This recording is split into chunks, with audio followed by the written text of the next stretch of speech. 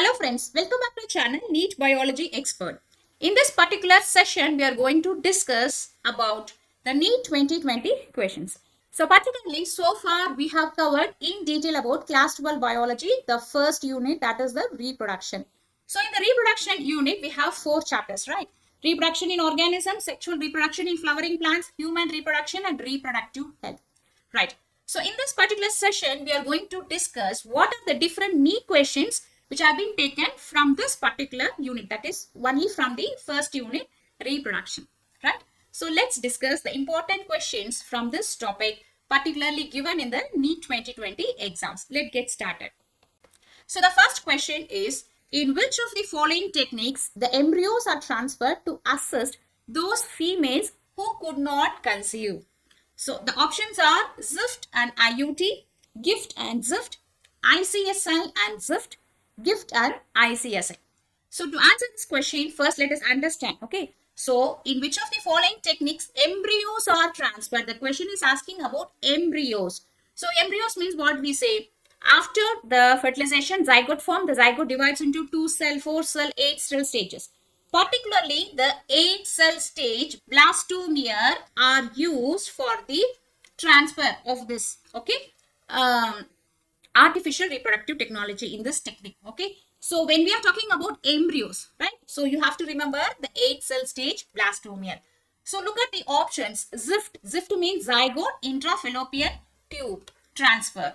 IUT means intrauterine transfer. GIFT means gamete intrafallopian tube transfer, and ICSI means intracytoplasmic sperm injection. So here this one, GIFT, gamete intrafallopian tube, this option not falls in this category because we are talking about embryo, right? So this is not the answer. Then ICSI, intracytoplasmic sperm injection, again here sperm injection. So this is not falling under embryo. So third is not the answer. Again here, if you see here, ICSI is also coming in the fourth option. So this is not the answer. The answer is ZIFT and IUT. Okay, so this question has been taken from the chapter Human Reproduction, and particularly if you see in the NCERT book, page number 64, here is the paragraph. So let us zoom this paragraph and see.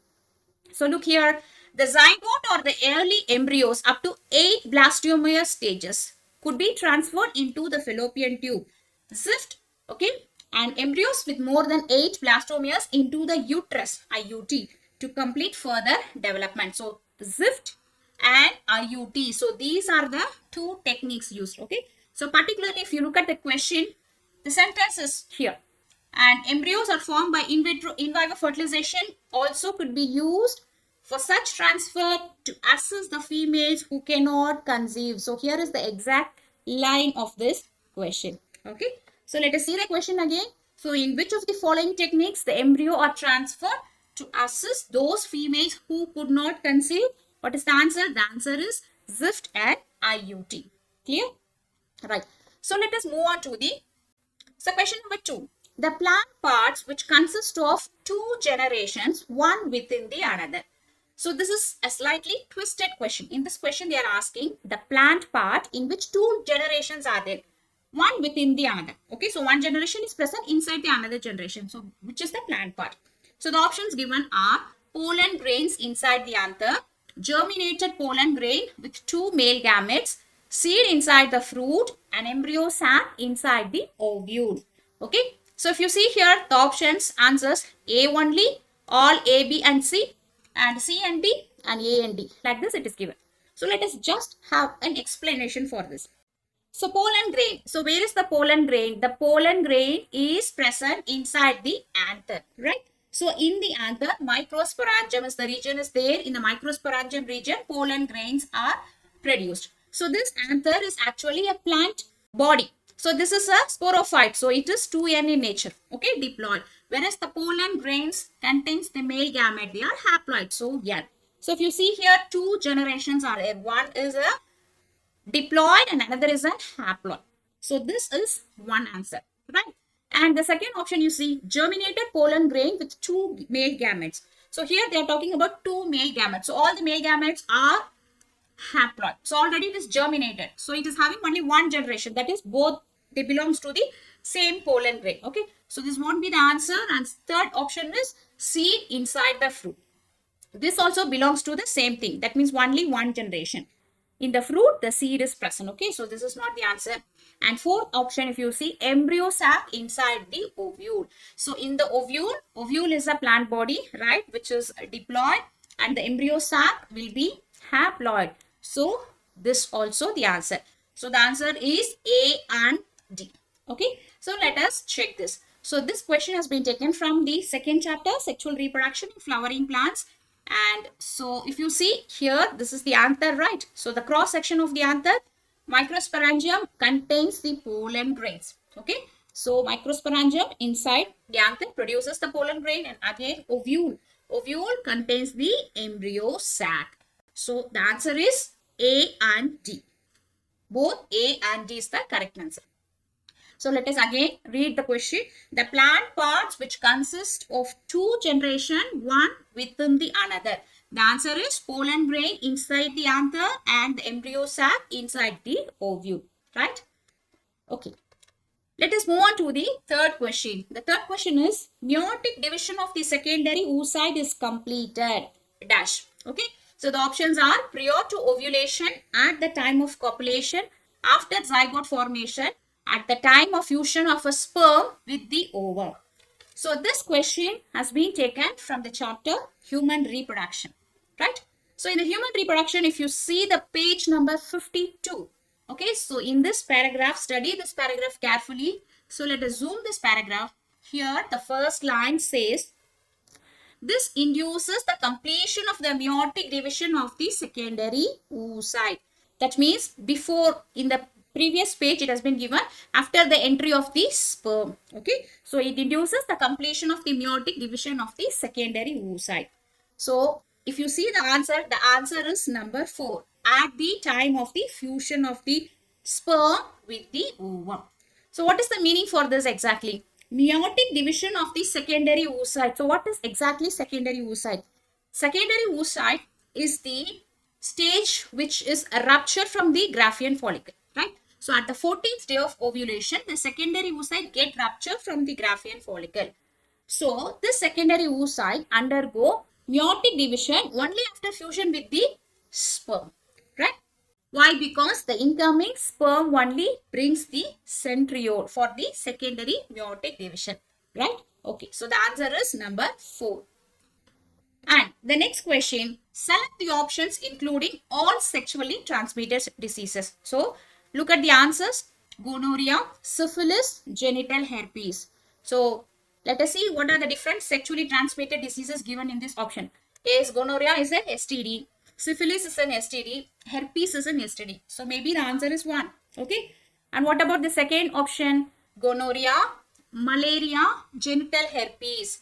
Malaria is not an STD. So no second option, right? And third option is AIDS, malaria and filaria. So here we know only AIDS is a sexually transmitted disease. Malaria and filaria are not. So third is not the answer. And fourth option, cancer, AIDS and syphilis. Cancer is not a sexually transmitted infection. Okay. So the options are gonorrhea, syphilis and genital herpes. So this question came from the chapter reproductive health. Okay. So exactly if you go to the page number 63, here is the paragraph under sexually transmitted infection. In the page number 63. So let us just zoom this line. Okay. This paragraph is talking about sexually transmitted infection. The infections or diseases which are transmitted through sexual intercourse are collectively called as sexually transmitted infections. Okay. And gonorrhea, syphilis, genital herpes, see, exactly the same are given in the same order. Gonorrhea, syphilis, genital herpes. Okay. So the answer is gonorrhea, syphilis and genital herpes are the sexually transmitted diseases. Now, the next question is question number 5. Which of the following hormone level will cause release of the ovum, that is ovulation, from the Graafian follicle? That means which hormone causes the Graafian follicle to rupture and release the ovum? Okay. The options are high concentration of estrogen, high concentration of progesterone, low concentration of LH, luteinizing hormone, and low concentration of follicle stimulating hormone, FSH. So if you study the textbook, it has been clearly given during LH surge. That means during the luteinizing hormone, when it is at the peak level, ovulation occurs. Okay, so this is the sentence given in the book. Whereas in the options, if you look at the options, where is the high concentration of LH? There is no sentence like high concentration of LH. Okay, so here it is given low concentration of LH. So this is not the answer. Here it is given low concentration of FSH. This is not the answer. So either it could be estrogen or progesterone high level, right? So this is slightly a twisted question. So let us just look at the answer where it is given in the textbook. Okay, so this question is from the third chapter, human reproduction, and look at the page number 51 in the first paragraph. Here is a paragraph. So this paragraph talks about this, and let us zoom this paragraph. Okay, so here it is given gonadotrophin. So what are gonadotrophins? Luteinizing hormone and follicle stimulating hormone are gonadotrophins. So LH and FSH generally increases gradually during the follicular phase and stimulates the follicular development, as well as the secretion of estrogens by the growing follicle. See here. So here again it is given rapid secretion of LH leads to the maximum level during the mid-cycle called LH surge. So I already told this word is not given in the option LH surge. That is peak level of luteinizing hormone. Instead what is given here? Estrogen. So what you could understand is when the estrogen level is high, it induces the luteinizing hormone and follicle stimulating hormone. Particularly, the luteinizing hormone level will be at its peak. That is called LH surge, during which ovulation occurs. Okay, during which the mature Graafian follicle ruptures. Okay, so the answer is estrogen, high concentration of estrogen. Okay, see here, which of the following hormone level will cause release of the ovulation from the Graafian follicle? So the answer is high concentration of estrogen, not progesterone. Clear? The next question is question number 6. In water hyacinth and water lily, pollination takes place by what? Insects or winds? Water currents only? Wind and water? Insects and water. So this question was taken from the chapter 2, sexual reproduction in flowering plants. So in this chapter, page number 29, look at this page. Here is a paragraph. Okay. So let us zoom this paragraph and check out. Look here. In a majority of aquatic plants, such as water hyacinth and water lily, the flowers emerge above the level of the water and are pollinated by insects or winds, as in most of the land plants. So we know that water hyacinth and water lily both are water plants, aquatic plants. But the flowers, they emerge, they come out of the water level. Okay. So when they come out of the water level and stand like this, okay, above the water level, pollination is carried out by insects or winds. Insects or winds, like in the land plants. Okay, not through water. So in water hyacinth and water lily, pollination takes place by insects or wind. Very direct question. Clear? Right. So let us move on to the 7th question. So this question is match the following type. Okay. So match the following columns and select the correct option. So what are the different things given in the column 1? Placenta, zona pellucida, bulbourethral, Leydig cells. Okay. These are the options in column 1. Column 2. Androgen, HCG, human chorionic gonadotrophin, layers of the ovum gland, lubrication of penis. So the column 1 talks about some regions in the sexual reproductive part, and column 2 talks about hormones and its functions. So we have to match which region, which hormone, which function, like this. Okay, right. So this question came from the chapter human reproduction. Let us see where all these answers exactly falls. Okay. So if you see page number 53 in the textbook, okay, so here is the paragraph. Here is the paragraph. Placenta also act as an endocrine tissue. So placenta acts as an endocrine tissue and produces the hormone human chorionic gonadotrophin, HCG, human placental lactogen, estrogen, and progesterone. So here is a sentence. HCG is produced by the placenta. So you remember this one. Okay. Right. Now, the second one is go to page number 51. So, in the page number 51, here is one paragraph. So, let us zoom this paragraph and look here. During fertilization, a sperm comes in contact with the zona pellucida layer of the ovum. There is one sentence like this, okay? So, where is zona pellucida? In this picture, if you see, this is the ovum. The surrounding region of the ovum is the zona pellucida, this green color one. So, the sperm penetrates the zona pellucida. After it penetrates, there occur some changes, okay? So, like this process of fertilization will carry out. So, here a sentence has been taken out from here, okay? This is the second one. And the third one is from page number 44. So, in the page number 44, here is a paragraph. So, let us zoom this paragraph. Look here, the last line. The secretions of the bulbourethral gland also helps in the lubrication of the penis. So, bulbourethral gland secretion helps in the lubrication of penis. So, this is an important information. Okay, right. And look at something in the page number 47. So, here is a paragraph. Okay, so let us zoom this paragraph. In the page number 47, it says that LH, that is luteinizing hormone, act as the Leydig cells and stimulate synthesis and secretion of the androgen. So this is talking about spermatogenesis process. Okay, luteinizing hormone, they act at the Leydig cells and stimulate the synthesis and secretion of the androgen. Okay, so this is our information. Now let us move on to the question again. So match the following column and select the correct option. Now you can say placenta. So where it will fall, placenta matches with the human chorionic gonadotrophin, HCG. Placenta produces HCG hormone, right? Okay. And second one, zona pellucida. Zona pellucida is the layer of the ovum gland. Okay. Zona pellucida, you must always remember ovum. And third, bulbourethral. Bulbourethral gland secretion helps in the lubrication of penis, right? And the last one is Leydig cells. Leydig cells secretes the hormone androgen. Okay. So the answer is 2, 3, 4, 1. The fourth option. This is the correct answer. Okay. So let us move on to the last question of this session. Question number 8. The body of the ovule is fused within the funicle at. The body of the ovule is fused within the funicle at hilum, micropyle, nucellus, chalaza. So this question is from the chapter Sexual Reproduction in Flowering Plants. Okay.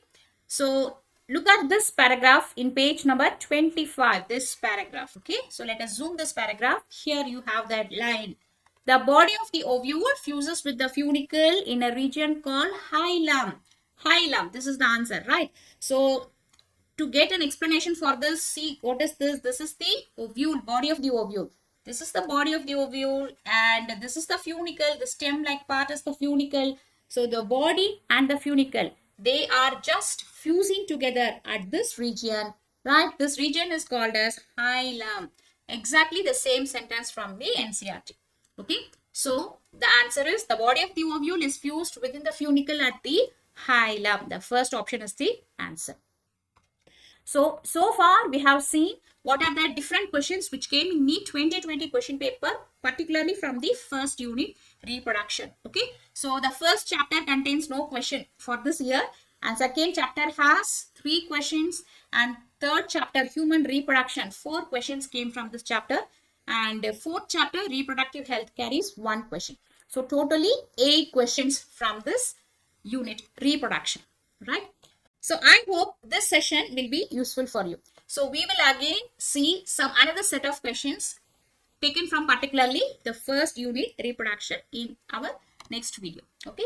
So if you like this particular video, like, comment, share and subscribe to our channel NEET Biology Expert. Thank you.